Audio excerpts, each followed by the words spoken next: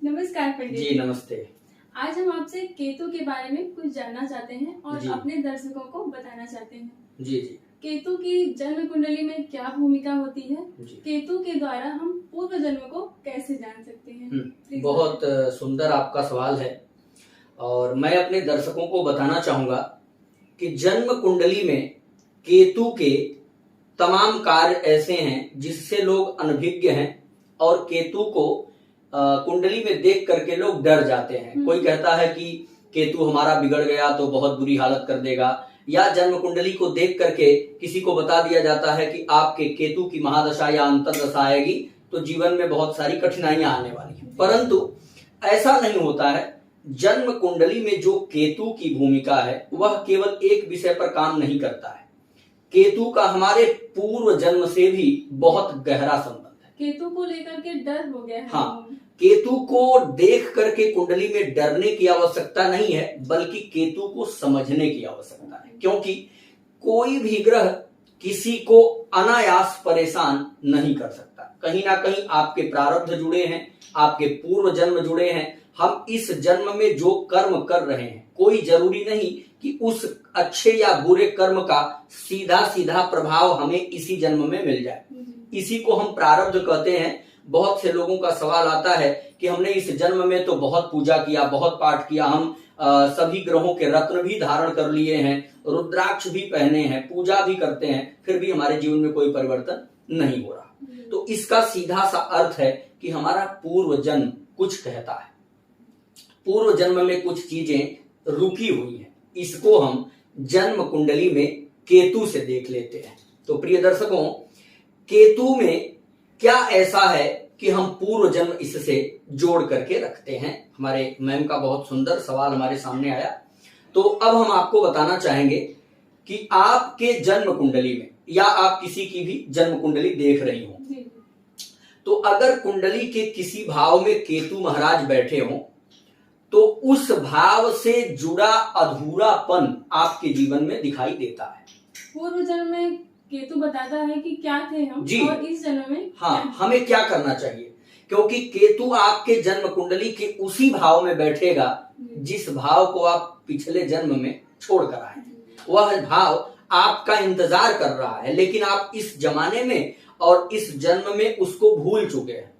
तो जब भी आप बर्थ चार्ट अपना देखें तो केतु की प्लेसमेंट देखना बहुत आवश्यक है। मुक्ति को कैसे बताता है? हाँ, केतु मैं आपको बताने वाला हूं कि केतु मुक्ति से लेकर के और आपके प्रत्येक कर्म को प्रदर्शित कैसे करता है। आमतौर पर हम ये जानते हैं कि जन्म कुंडली के द्वादश भाव में अगर केतु बैठ जाए और उस केतु पर कहीं से भी जन्म कुंडली में गुरु की दृष्टि पड़ जाए या गुरु की युति बन जाए तो ऐसे जातक को मुक्ति का मार्ग केतु दे देता है, मोक्ष बना देता है। अच्छा, दूसरा, अगर जन्म कुंडली के व्यय भाव में केतु है, अर्थात 12वें भाव, तो केतु आपके पूर्व जन्म को परिलक्षित करता है कि आपका पिछला जन्म भजन मार्ग से जुड़ा था।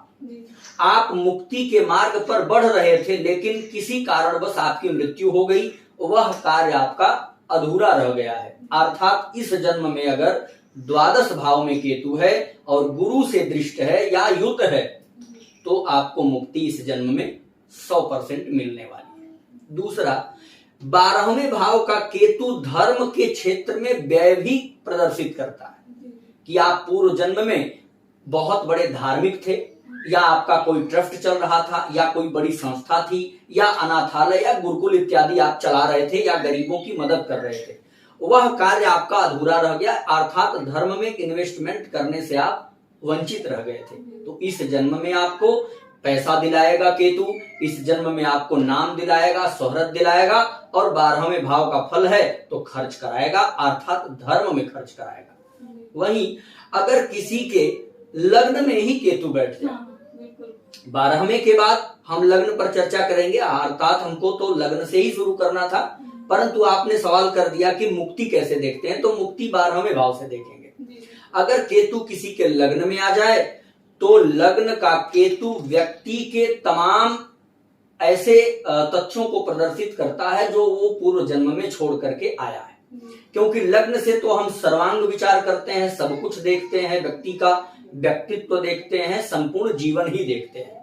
तो अगर वहां केतु है तो अर्थात व्यक्ति पूर्व जन्म में हर मामले से अधूरा रहा है। उसके जीवन में इतनी ख्वाहिशें हैं, इतनी इच्छाएं हैं, जो वह हर एक कदम पर अधूरापन महसूस करता है। लग्न का केतु ऐसे जातक को निरंतर नए नए आयाम देता है। उसका मन कहीं भी स्थिर नहीं रहता, क्योंकि जिसको बहुत कुछ करने की इच्छा होगी वह किसी एक काम पर स्थिर नहीं रह सकता है। तो उसके मन में हमेशा बदलाव देगा, हमेशा परिवर्तन कराएगा।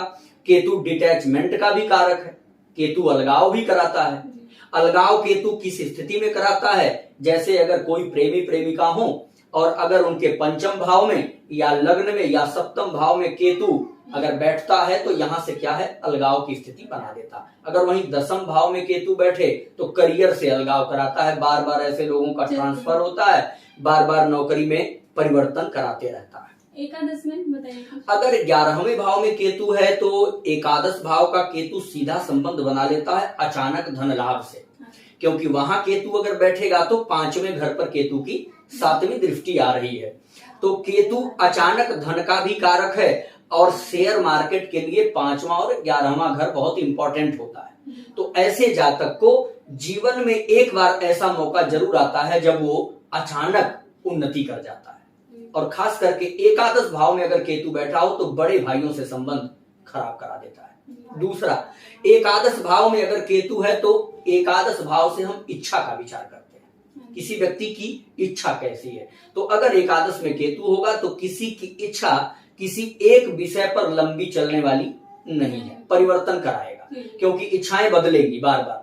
आज आपको कोई ऐसा कार्य होगा जिसको प्राप्त करने के लिए आप तन मन धन लगा रहे होंगे, लेकिन जिस दिन वो कार्य आपके हाथ में आ जाएगा या उस पद पर आप बैठ जाएंगे तो फिर दूसरे पद की तरफ केतु ले जाएगा, अर्थात आपके मन को चंचलता से भर देता है। बहुत बार क्या होता है कि मन में परिवर्तन आता है बार बार, तो लोग चंद्रमा को दोषी ठहराते हैं, जबकि ऐसा नहीं होता।